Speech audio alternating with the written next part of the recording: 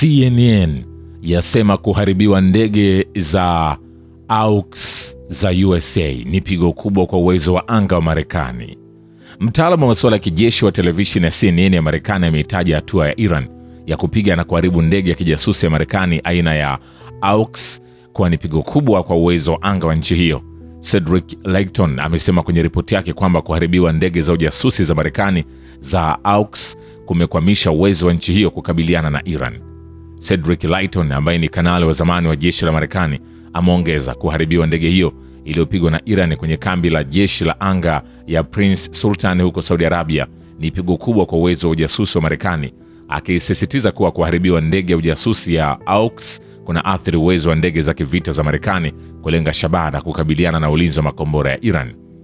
Picha kutoka kambi ya anga ya Prince Sultan huko Saudi Arabia zinaonyesha uharibifu wa ndege ya kisasa ya Marekani kufuatia shambulio kali lililofanywa na jeshi la Iran dhidi ya kambi hiyo inayotumiwa na Marekani kushambulia ardhi ya Iran.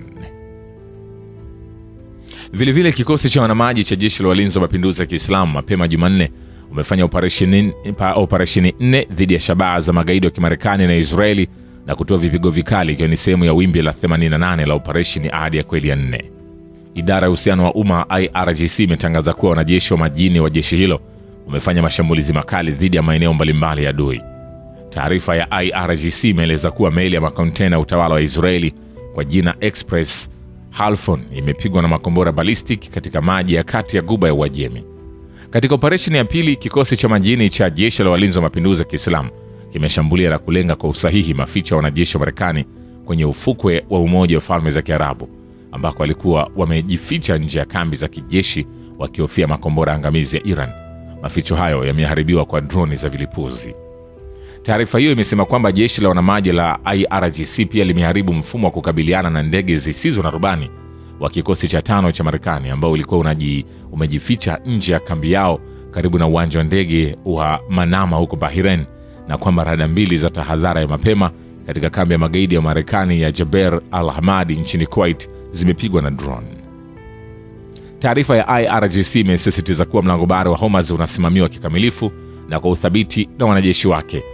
Wimbi la 88 la operesheni Ahadi ya Kweli ya 4 ni la hivi karibuni katika mfululizo wa mashambulizi ya kulipiza kisasi ya Iran yanayofanyika karibu kila siku tangu Marekani na Israeli zilipoanzisha vita vya uchokozi dhidi ya Iran bila sababu yoyote mnamo Februari 28. Vilevile, Rais Masoud Pezeshkian wa Iran amesifu na kupongeza ujasiri wa taifa la Iraq wa kusimama bega kwa bega na watu wa Iran kwenye kipindi hiki cha uvamizi wa Marekani na Israeli dhidi ya Jamhuri ya Kiislamu ya Iran. Rais Masoud Pezeshkian ameandika ujumbe kwenye mtandao wa kijamii wa X Jumanne akisema Waislamu wa Iraq wamesimama kishujaa bega kwa bega na Iran katika vita hivi visivyo vya haki. Kusimama huko kidete hakutokani na ukuruba wa kijiografia, bali ni kwa sababu ya historia, utambulisho na maadili ya pamoja ya kidini. Ameendelea, ninawapa mkono wa heko wananchi, maafisa wa serikali na wapiganaji wa Iraq huko Mesopotamia. Ninathamini uthabiti wenu na ninaheshimu kujitolea kwenu, amesema Rais Pezeshkian.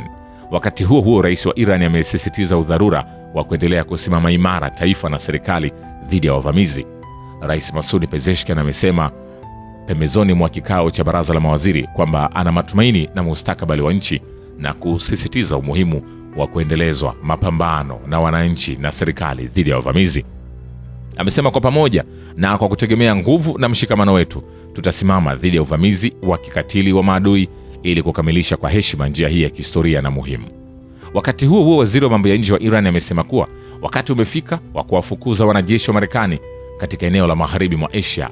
Said Abbas Araghchi amesisitiza kuwa adui mchokozi haheshimu wala kuwajali Waarabu au wa Iran. Abbas Araghchi ameandika kwenye ukurasa wake wa mtandao wa kijamii kwamba Iran inaiheshimu Saudi Arabia na kuitambua kama nchi ndugu.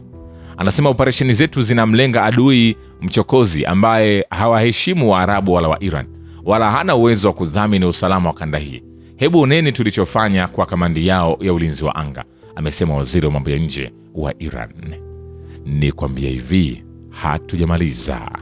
Vilevile, Israeli na Marekani zimefanya mashambulizi kwenye vituo 24 vinavyomilikiwa na makampuni ya sekta dawa ya Iran tangu Februari 28, naibu waziri wa afya wa Iran anasema.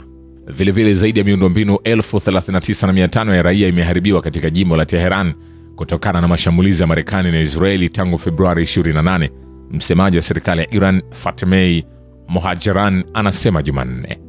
Kumbuka Marekani na Israeli zilianzisha operesheni ya kijeshi dhidi ya Iran mnamo Februari 28. Vile operesheni ya kijeshi ya Washington dhidi ya Iran inakaribia kuisha. Rais wa Marekani Donald Trump anasema, "Tunafanya vizuri," alisema, akiongeza, "na inakaribia kuisha." Kumbuka anasema hayo huku vita hivyo vikionekana kuweza kuendelea. Kikosi cha walinzi wa mapinduzi ya Kiislamu cha Iran kimefanya shambulio dhidi ya wanajeshi wa Marekani kwenye kituo cha anga cha Prince Sultan huko Al-Hajri, Saudi Arabia. Chombo cha habari cha IRGC kimesema kituo cha kupelekwa kwa kikosi cha anga cha Marekani kwenye kituo cha Al-Hajri nchini Saudi Arabia kililengwa katika shambulio lililohusisha ndege zisizo na rubani na makombora. Angalau wa askari 200 kutoka jeshi la Marekani waliuawa na kujeruhiwa katika operesheni hiyo.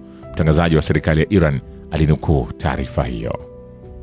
Kulingana na IRGC, wengi wa waliouawa na kujeruhiwa ni marubani wa kivita. Vile Iran imetumia karibu dola trilioni 1 katika programu zake za kijeshi. Waziri Mkuu wa Israeli Benjamin Netanyahu anasema katika hotuba yake kwa taifa iliyotangazwa kwenye televisheni ya Israeli. Netanyahu alisisitiza madai yake kwamba Teheran inatafuta kwa makusudi kuiangamiza Israeli, kuchukua Mashariki ya Kati na kutishia ulimwengu mzima. Kulingana na Netanyahu, Teheran imetumia rasilimali muhimu katika kuendeleza programu zake za nyuklia katika makombora, huku ikishinda vikwazo vikali. Vilevile jaji mkuu wa Iran Gholam Hossein Mohsin Ejei ameuawa katika moja mashambulizi ya anga katika mji mkuu wa Iran, kituo cha television cha Al-Hadath kinaripoti. Kuna taarifa kuhusu kifo cha mkuu wa mahakama wa Iran Mohsen Ejei huko Teheran. Hakujawa na taarifa rasmi kutoka kwa mamlaka ya Iran kuhusu swala hilo bado. Ni kwambie hivi, hatujamaliza. Vile Marekani itasitisha kampeni yake ya kijeshi dhidi ya Iran ndani ya wiki 2 au 3. Rais wa Marekani Donald Trump anasema, "Nadhani katika wiki 2 au 3 tutaondoka kwa sababu hakuna sababu ya sisi kufanya hivi." Alisema, "Tunamaliza kazi na nadhani ndani ya wiki 2, labda siku chache zaidi, tutafanya kazi hiyo. Tumekuwa na mabadiliko ya utawala nchini Iran. Mabadiliko ya utawala hayakuwa moja ya mambo niliyokuwa nayo kama lengo. Nilikuwa na lengo moja, hawatakuwa na silaha ya nyuklia, na lengo hilo limefikiwa. Hawatakuwa na silaha za nyuklia." Mwisho wa kumnukuu. Vilevile rais huyo wa Marekani amesema kwamba Marekani itakomesha operesheni dhidi ya Iran bila kujali kama Teherani itafanya makubaliano na Washington. Hapana, hawalazimiki kufanya makubaliano. Tunapohisi kwamba wametengwa kwa muda mrefu na hawataweza kupata silaha za nyuklia, basi tutaondoka iwe tuna makubaliano au la. Trump alisema inaweza kuchukua Marekani wiki 2 hadi 3 kukamilisha operation dhidi ya Iran. Ndikwambia hivi, hatujamaliza.